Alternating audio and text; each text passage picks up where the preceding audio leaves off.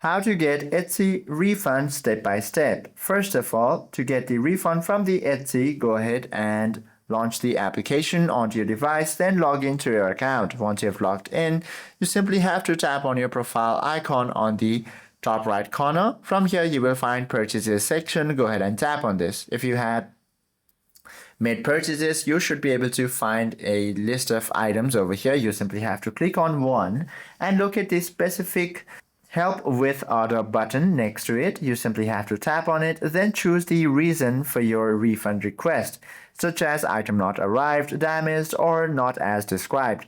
Once you select any of these options, type a concise message explaining the issue, attach some photos if the item is damaged, and click submit. Now you simply have to wait 48 hours for a response, and then check the seller's SOP policy and also on your receipt to see if they accept returns and exchanges.